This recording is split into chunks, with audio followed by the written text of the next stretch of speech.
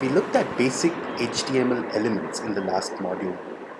We also looked at how we can set attributes for elements, thereby either changing their appearance or allowing them to interact with the user based on certain events such as clicking of the mouse. In this module, we shall look at HTML in more detail, and we trust that once you complete this module successfully, you shall be able to design your very own professional web page. Now, HTML elements are the basic building blocks of a web page. But if you think about designing your web page from the viewpoint of a designer, the first thing that you would worry about is how to lay your page out. For example, if you have buckets of content that need to appear on your page, where does each bucket sit on the page? How does one bucket align with the other spatially, and so on? Or in other words, you want to worry about your page layout.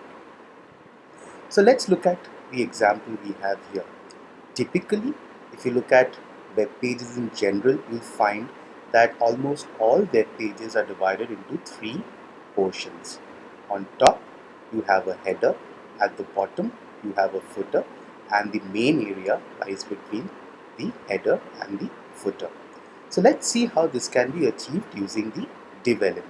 So look at what we have on our page here. Look at the body section that I am highlighting here. As you can see, it consists of three divs. The first one has an attribute ID called header. The second one has an attribute ID called main page. And finally, we have the last one with an attribute footer, right? So we've divided our page into header, main page, and footer section. Now let's just preview this and see what it looks like. So there you go. What we've done here is that we've suitably colored the three divs so that you can sort of see your web page divided into three sections, right? The header, the main area which does not contain text, and finally the footer. Now what we'll do now is add two more elements inside the main page, right?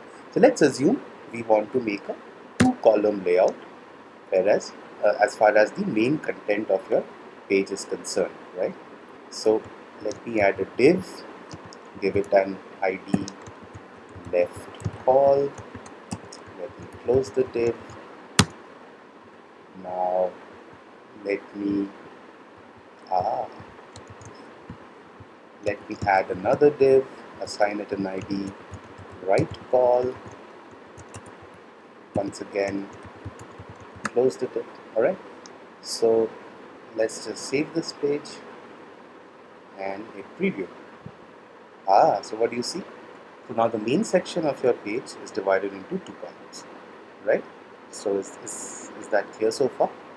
Now how did we do that? Well, just look at the CSS file in here. You find all the style attributes defined for each of the elements that we have defined on this page, right? And you can look at the style attributes and should be fairly self-explanatory as to why your page looks the way it does. Alright, in case you do not understand certain constructs at this point, don't worry.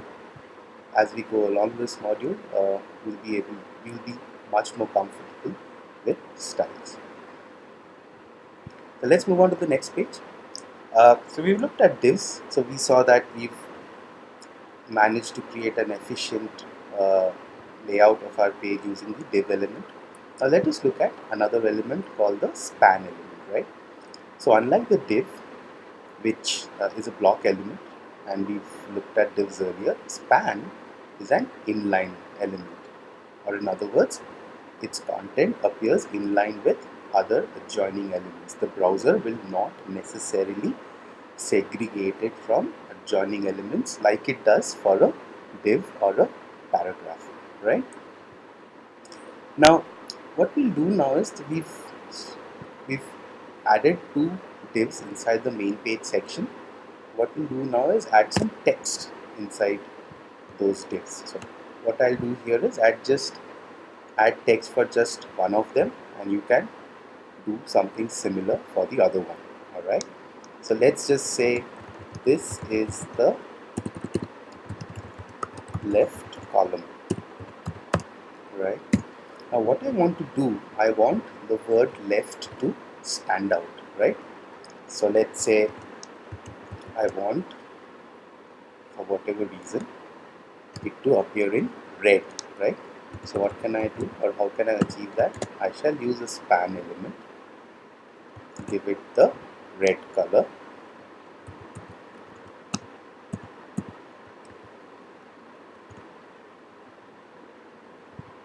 Okay, and let me close the span tag. So FF0000 is red, right? RGB. So you've assigned FF to R and 0 to G and B. So what you get is red. So let me save this and let me hit preview. Ah, so I missed out something. I forgot to add the color attribute. Alright, so let's save this again and let's hit preview. So there you go. So you have let the word left, which turns up in red, right? Now what you need to do is do something similar for the right column, and more importantly, you can use some of the classes that are defined in the CSS file, for example ITAL, bold and bigger, and use those classes inside your span element to change the appearance of that content, right? So just try it out. It should be fairly easy to do. Finally, let's move on to the last step in this lab, where we look at tables. So in general, in modern web design, tables should never be used as the primary container for laying out your page. Tables should only be used if you wish to present data in tabular forms. Earlier, tables were a common way of laying out your web page, but that is not recommended anymore, right? So what we've done here, just to show you how we can achieve somewhat similar layout using tables instead of divs, we've implemented a table layout for you.